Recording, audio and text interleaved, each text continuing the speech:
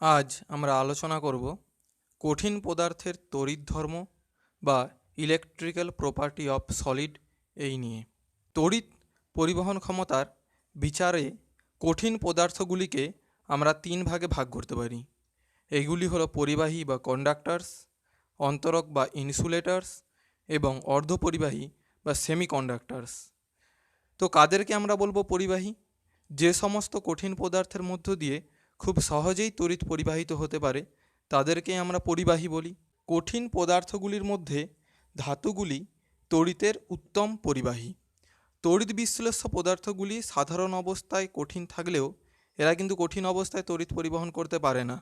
এরা গলিত বা জলে দ্রবীভূত অবস্থায় তড়িৎ পরিবহন করে এবং এই তড়িৎ বিশ্লেষ্য পদার্থগুলি গলিত বা জলে দ্রবীভূত অবস্থায় আয়নের মাধ্যমে তড়িৎ পরিবহন করে। কিন্তু কঠিন অবস্থায় এই ধাতব পরিবাহীগুলি তাদের কেলাসে উপস্থিত মুক্ত ইলেকট্রনগুলির মাধ্যমে তড়িৎ পরিবহন করে। এই ধাতব পরিবাহীগুলির তড়িৎ পরিবাহিতার মান খুবই বেশি, প্রায় 10⁸ ওহম ইনভার্স মিটার ইনভার্স। আবার এই পরিবাহীরই ঠিক অপোজিট হলো অন্তরক বা ইনসুলেটার্স, অর্থাৎ যে সমস্ত কঠিন পদার্থের মধ্য দিয়ে প্রায় তড়িৎ পরিবহন হয় না বললেই চলে তাদেরকেই অন্তরক বলে, যেমন কাঠ, প্লাস্টিক, রাবার এইগুলি।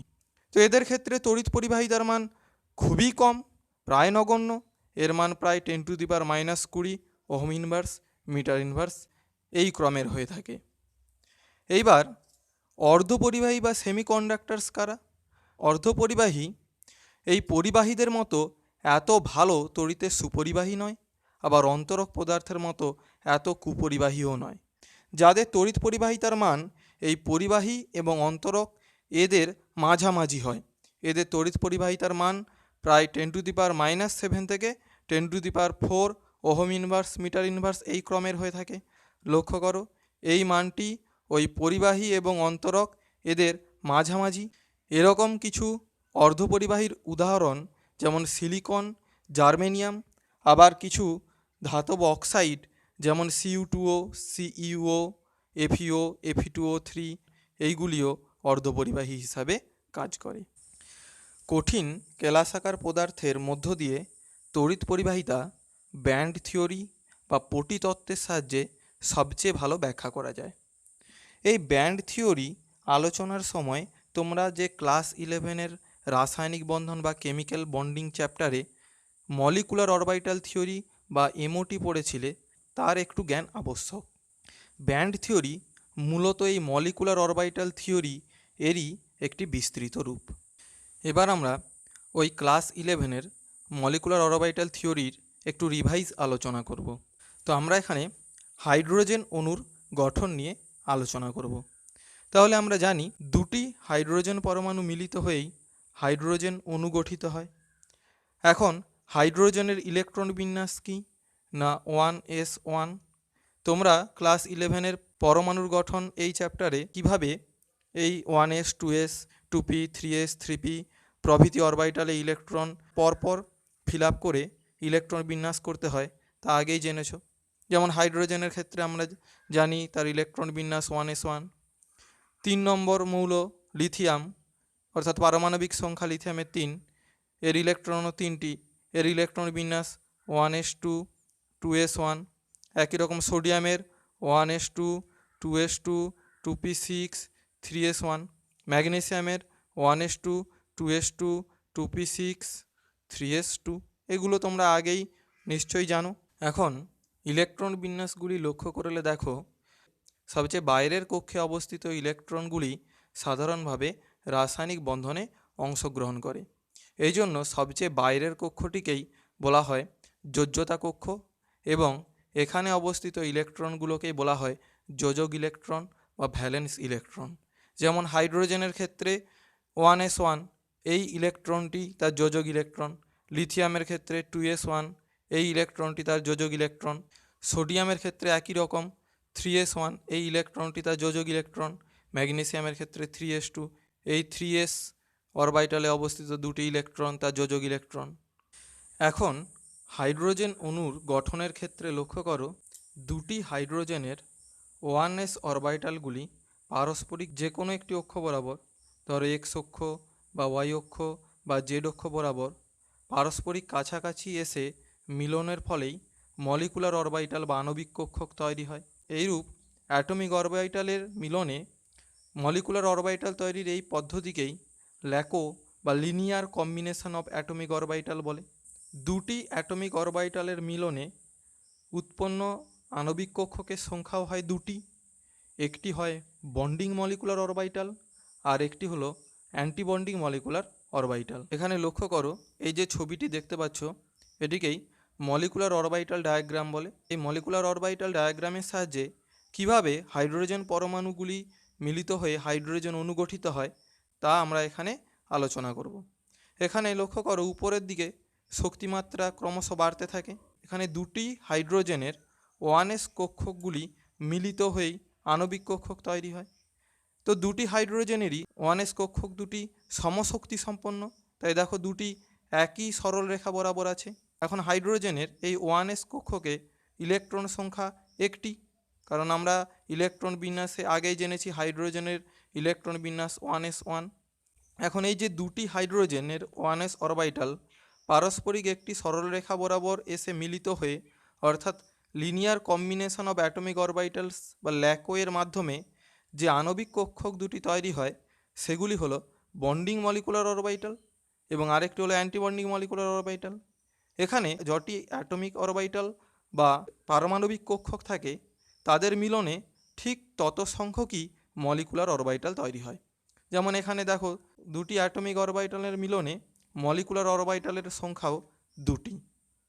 এখন এই দুটির মধ্যে যেটি বন্ডিং মলিকুলার অরবাইটাল সেটির শক্তিমাত্রা কিন্তু অ্যাটমিক অরবাইটাল বা পারমাণবিক কক্ষকের তুলনায় কম, আর অ্যান্টিবন্ডিং মলিকুলার অরবাইটালের শক্তিমাত্রা ওই অ্যাটমিক অরবাইটালের তুলনায় বেশি। এখন ইলেকট্রন যখন পূর্ণ হয় তখন সাধারণত কম শক্তিস্তর সম্পন্ন আণবিক কক্ষকে আগে ইলেকট্রন প্রবেশ করে এবং তারপরে অ্যান্টিবন্ডিং মলিকুলার অরবাইটালটি ইলেকট্রন দ্বারা অধিকৃত হয়। আমরা অ্যাটমিক অরবাইটাল বা পারমাণবিক কক্ষকের ক্ষেত্রেও দেখেছিলাম, একটি পারমাণবিক কক্ষকের ক্ষেত্রে সর্বাধিক দুটি ইলেকট্রন অপোজিট স্পিনে থাকতে পারে। একটি মলিকুলার অরবাইটালের ক্ষেত্রেও সেই একই ব্যাপার। এখানে একটি মলিকুলার অরবাইটালের মধ্যেও দুটি ইলেকট্রনই অপোজিট স্পিনে থাকতে পারে। তাহলে চলো আমরা কিভাবে কোন আণবিক কক্ষকে কটি করে ইলেকট্রন থাকে সেটি পূরণ করি। এখন বন্ডিং মলিকুলার অরবাইটালের শক্তিমাত্রা কম, তাহলে ওখানেই আগে ইলেকট্রন আগে পূর্ণ হবে। এখানে সামগ্রিকভাবে ইলেকট্রন এখানে একটি এবং এখানে একটি দুটি, এবং একটি মলিকুলার অরবাইটালেও সর্বাধিক ইলেকট্রন থাকতে পারে দুটি। তো এখানেই প্রথমে দুটি ইলেকট্রন আগে পূর্ণ হবে। এরপর হাইড্রোজেনের ক্ষেত্রে আর ইলেকট্রন নেই, ফলে অ্যান্টিবন্ডিং মলিকুলার অরবাইটালটি এখানে ফাঁকা থাকে। যদি আরও ইলেকট্রন থাকতো এরপর এই অ্যান্টিবন্ডিং মলিকুলার অরবাইটালটিতে সেই ইলেকট্রনগুলি পূরণ হতো। তো এই হচ্ছে আমাদের হাইড্রোজেনের আণবিক কক্ষক গঠন কিভাবে গঠিত হয় তার চিত্র। তাহলে এখানে লক্ষ্য করো, যেমন দুটি অ্যাটমিক অরবাইটালের মিলনে দুটি মলিকুলার অরবাইটাল তৈরি হয়েছিল, তেমন যদি চারটি অ্যাটমিক অরবাইটালের মিলনে চারটি মলিকুলার অরবাইটাল তৈরি হবে, তেমন এন সংখ্যক অ্যাটমিক অরবাইটালের মিলনে এন সংখ্যকই মলিকুলার অরবাইটাল বা আণবিক কক্ষক গঠিত হয়। এখন ব্যান্ডের উৎপত্তি কিভাবে ঘটে তা ব্যাখ্যা করবার জন্য আমরা লিথিয়াম এর ধাতব কেলাস নিয়ে বিবেচনা করব। আমরা আগেই জানি ধাতব কেলাসে তাদের গঠনকারী কণাগুলি অর্থাৎ অণু, পরমাণু বা আয়নগুলি একটি সুনির্দিষ্ট এবং পর্যায়ক্রমিকভাবে শৃঙ্খলায়িত অবস্থায় থাকে। তেমন লিথিয়াম এর প্রদত্ত কেলাসের মধ্যেও লিথিয়াম পরমাণুগুলি পরপর একটি শৃঙ্খলের আকারে যুক্ত অবস্থায় থাকে। আমরা আগেই জেনেছি লিথিয়ামের ইলেকট্রন বিন্যাস 1s2 এই ক্ষেত্রেও আমরা এমওটি বা মলিকুলার অরবাইটাল থিওরি এটি অ্যাপ্লাই করব।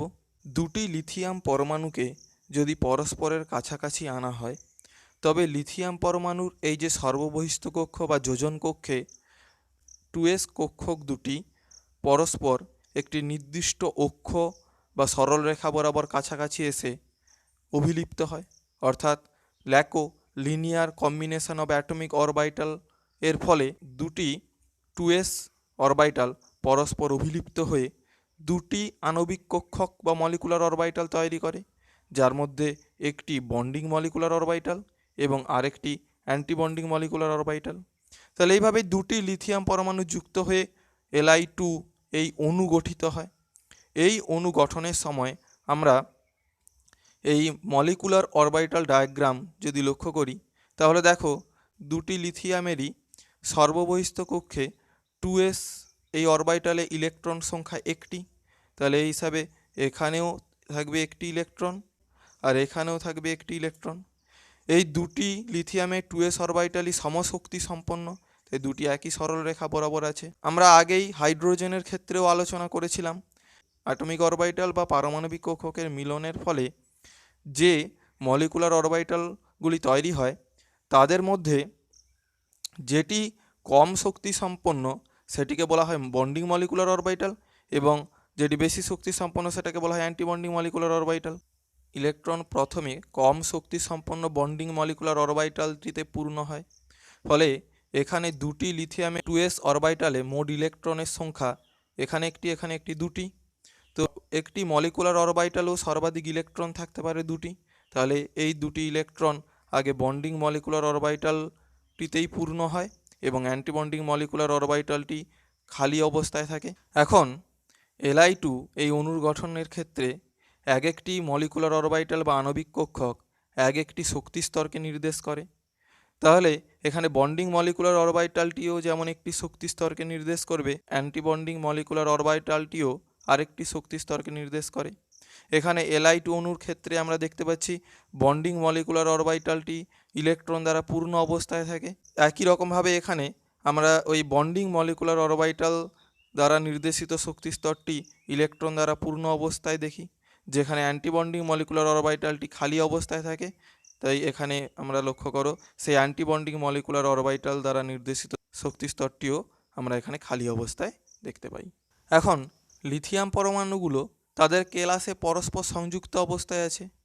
আগের বার আমরা Li2 অণুর গঠনের ক্ষেত্রে আলোচনা করেছিলাম।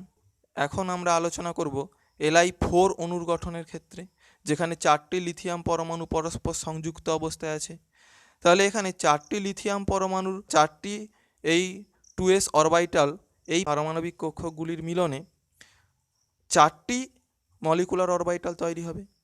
এই 4টি মলিকুলার অরবিটালের মধ্যে 2টি হবে বন্ডিং মলিকুলার অরবিটাল এবং আর 2টি হবে অ্যান্টি বন্ডিং মলিকুলার অরবিটাল। তো এখানে 4টি লিথিয়াম পরমাণুর ক্ষেত্রে মোট ইলেকট্রনের সংখ্যা কটি?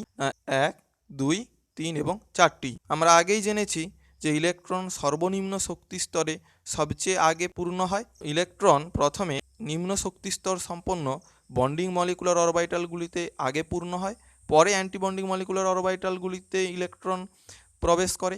এখন Li4 অণুর গঠনের সময় এই 4টি ইলেকট্রনই বন্ডিং মলিকুলার অরবিটালগুলিতেই প্রবেশ করে, যেখানে অ্যান্টি বন্ডিং মলিকুলার অরবিটালগুলি খালি অবস্থাতেই থাকে।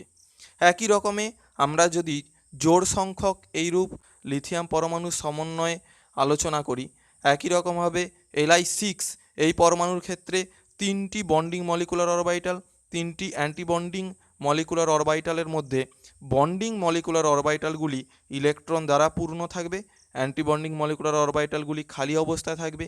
একই রকম জোড় সংখ্যক Li8 পরমাণুর ক্ষেত্রেও আমরা একই বিষয় লক্ষ্য করতে পারবো। সেখানে বন্ডিং মলিকুলার অরবিটালগুলি ইলেকট্রন দ্বারা পূর্ণ থাকবে এবং অ্যান্টি বন্ডিং মলিকুলার অরবিটালগুলি খালি অবস্থায় থাকবে। এখন এই Li2, Li4, Li6, Li8 এই যে বিভিন্ন লিথিয়ামের আমরা জোড় সংখ্যক পরমাণু সমন্বয়ে অণুর গঠনগুলির আণবিক কক্ষক তত্ত্ব আলোচনা করেছি। এখানে দেখো প্রত্যেকটি আণবিক কক্ষকই এক একটি করে শক্তি স্তরকে নির্দেশ করেছে এবং সব ক্ষেত্রেই আমরা লক্ষ্য করেছি যে বন্ডিং মলিকুলার অরবিটালগুলি ইলেকট্রন দ্বারা পূর্ণ আছে, যেখানে অ্যান্টি বন্ডিং মলিকুলার অরবিটালগুলি ইলেকট্রন দ্বারা অপূর্ণ অবস্থায় থাকে। ইলেকট্রন দ্বারা পূর্ণ অবস্থায় থাকা আণবিক কক্ষকগুলির মধ্যে যে আণবিক কক্ষকটি সবচেয়ে উচ্চ শক্তি স্তর সম্পন্ন সেটিকেই আমরা বলি হোমো। এর পুরো নাম হাইয়েস্ট অকুপাইড মলিকুলার অরবিটাল। আর ইলেকট্রন দ্বারা অনধিকৃত অবস্থায় আছে এমন মলিকুলার অরবিটালগুলির মধ্যে যেটির শক্তিমাত্রা সবচেয়ে কম, যেমন ধরো এই দুটি মলিকুলার অরবিটাল অনধিকৃত অবস্থায় আছে, এর শক্তিমাত্রা উপরেরটির চেয়ে কম। যত উপরের দিকে যেতে থাকবে তত শক্তিমাত্রা বেশি হতে থাকে, তাহলে এর শক্তিমাত্রা বেশি, এর শক্তিমাত্রা কম। এই আণবিক কক্ষকটি হলো ইলেকট্রন অনধিকৃত অবস্থায় থাকা সবচেয়ে কম শক্তিস্তর সম্পন্ন আণবিক কক্ষক। এটিকে বলা হয় লুমো, যার পুরো নাম লোয়েস্ট আনঅকুপাইড মলিকুলার অরবিটাল। এখন Li2 ক্ষেত্রে তো একটি বন্ডিং অরবিটাল, একটি অ্যান্টিবন্ডিং অরবিটাল আছে, তাহলে এটি তার হোমো, এটি লুমো। Li4 এর ক্ষেত্রে এটি হোমো, এটি লুমো। Li6 এর ক্ষেত্রে এটি হোমো, এটি লুমো। Li8 এর ক্ষেত্রে এই আণবিক কক্ষকটি হোমো, এই আণবিক কক্ষকটি লুমো। তাহলে স্পষ্টতই লক্ষ্য করতে পারছো, যতই বেশি সংখ্যক লিথিয়াম পরমাণুর সমন্বয়ে লিথিয়াম অণুর গঠন আলোচনা করছি, ততই এই হোমো এবং লুমো এই শক্তি স্তরের মধ্যে শক্তির ব্যবধান কমছে। একই সঙ্গে সঙ্গে আমরা আগেই বলেছি, প্রত্যেকটি আণবিক কক্ষকই একটি করে শক্তি স্তরকে নির্দেশ করে। তাহলে যতই আমরা বেশি জোড় সংখ্যক লিথিয়াম পরমাণুর সমন্বয়ে আমরা লিথিয়াম অণুর গঠন আলোচনা করছি, ততই এই আণবিক কক্ষক বা শক্তি স্তরের ব্যবধানগুলি যেমন কমছে, তেমন একই সঙ্গে হোমো এবং লুমো এই শক্তি স্তরের ব্যবধানও ক্রমশ কমছে। এখন সংযোজিত লিথিয়াম পরমাণুর সংখ্যা যদি n সংখ্যক হয়, তাহলে Lin এই অণু গঠিত হয়। তবে এখানে n এর মান কিন্তু আর এই 2, 4, 6, 8 এত কম সংখ্যক নয়। n এর মান প্রায় 10⁻23 এই ক্রমে বা তার চেয়েও বেশি হয়।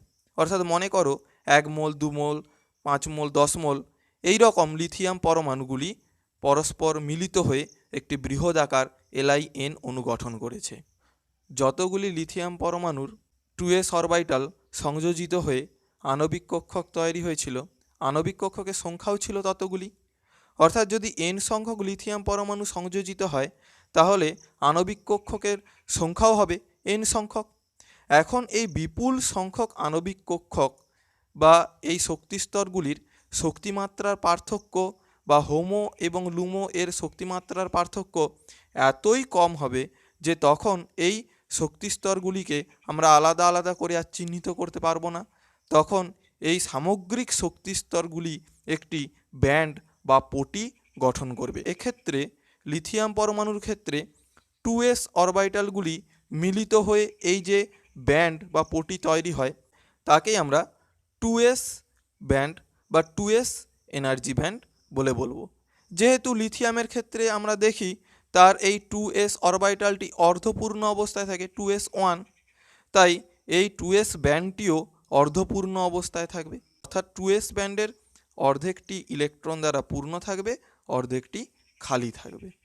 এখন আমরা যদি ম্যাগনেসিয়ামের ক্ষেত্রে লক্ষ্য করি, তাহলে দেখো তার যোজ্যতা কক্ষে 3s অরবিটালটি পূর্ণ অবস্থায় আছে। তাহলে যদি আমরা ম্যাগনেসিয়ামের ক্ষেত্রেও এই রকম n সংখ্যক ম্যাগনেসিয়াম অণুর সমন্বয়েও যদি আমরা এই রকম আণবিক কক্ষক তত্ত্ব আলোচনা করতাম, তাহলে ম্যাগনেসিয়ামের যে 3s ব্যান্ডটি পেতাম, সেটি কিন্তু দেখো লিথিয়ামের 2s ব্যান্ডের মতো অর্ধপূর্ণ হতো না। যেহেতু ম্যাগনেসিয়ামের 3s অরবিটাল ইলেকট্রন দ্বারা পূর্ণ অবস্থায় আছে, তাই ম্যাগনেসিয়ামের ক্ষেত্রে আমরা যে 3s ব্যান্ডটি পেতাম, সেটা কিন্তু ইলেকট্রন দ্বারা সম্পূর্ণ অবস্থাতেই থাকতো। অর্থাৎ তার বন্ডিং অরবিটালগুলোতেও ইলেকট্রন থাকতো, অ্যান্টি বন্ডিং অরবিটালগুলোতেও ইলেকট্রন থাকতো, এবং সামগ্রিকভাবে এই যে 3s ব্যান্ড সেটি কিন্তু ইলেকট্রন দ্বারা পূর্ণ অবস্থাতেই থাকতো। এখন লিথিয়ামের ইলেকট্রন বিন্যাসের দিকে একটু লক্ষ্য করো। আমরা দেখিয়েছি লিথিয়ামের ইলেকট্রন বিন্যাস 1:2s1, কিন্তু লিথিয়ামের সঠিক ইলেকট্রন বিন্যাস হবে 1:2s1 2p0। লক্ষ্য করো 2 নম্বর কক্ষের ক্ষেত্রে যেখানে n এর মান 2, সেখানে অ্যাজিমুথাল কোয়ান্টাম নাম্বার বা l এর মান হয় 0 to n-1, অর্থাৎ 0 থেকে 1 পর্যন্ত। অর্থাৎ এখানে 2 নম্বর কক্ষে যেমন 2s আছে, তেমন 2pও আছে। তবে এখানে লিথিয়ামের ক্ষেত্রে এই 2p উপকক্ষে কোনো ইলেকট্রন নেই, অর্থাৎ সঠিক ইলেকট্রন বিন্যাস 1:2s1 2p0। এখন বহু সংখ্যক লিথিয়াম পরমাণুর 2s এই অরবিটালগুলির মিলনের ফলে যেমন 2s শক্তি ব্যান্ড তৈরি হয়েছিল, একই রকমভাবে 2s এর ভিতরে 1s এর অরবিটালগুলি মিলিত হয়েও তৈরি হবে 1s শক্তি ব্যান্ড। একই রকমভাবে 2p এই অরবিটালগুলি মিলেও তৈরি হবে 2p শক্তি ব্যান্ড। তো এখানে যেহেতু 1s অরবিটালটি ইলেকট্রন দ্বারা পূর্ণ অবস্থায় আছে, তাই 1s এই এনার্জি ব্যান্ডটি সম্পূর্ণ অবস্থায় থাকবে। 2p এই অরবিটালগুলিতে কোনো ইলেকট্রন না থাকায় 2p এই এনার্জি ব্যান্ডটি খালি অবস্থায় থাকবে। আবার আমরা জানি 1s অরবিটালের তুলনায় 2s অরবিটাল এর শক্তিমাত্রা বেশি, তার থেকে 2p অরবিটালের শক্তিমাত্রা বেশি। একই রকমভাবে আমরা দেখব 1s শক্তি ব্যান্ডের চেয়ে 2s শক্তি ব্যান্ডের শক্তিমাত্রা বেশি, তার থেকে 2p শক্তি ব্যান্ডের শক্তিমাত্রা আরও বেশি। এখন সর্বোচ্চ যে শক্তি ব্যান্ডটি ইলেকট্রন দ্বারা সম্পূর্ণ বা আংশিকভাবে পূর্ণ থাকে, যেমন এখানে লিথিয়ামের ক্ষেত্রে 1s এবং 2s শক্তি ব্যান্ডের মধ্যে সর্বোচ্চ শক্তি সম্পন্ন 2s শক্তি ব্যান্ডটি ইলেকট্রন দ্বারা আংশিক পূর্ণ থাকে। এই যে ব্যান্ড 2s শক্তি ব্যান্ড, এটিকে বলা হয় ভ্যালেন্স ব্যান্ড বা যোজক ব্যান্ড। একই রকমভাবে ম্যাগনেসিয়ামের ক্ষেত্রে 3s ব্যান্ড, এটি হবে তার যোজক ব্যান্ড বা ভ্যালেন্স ব্যান্ড।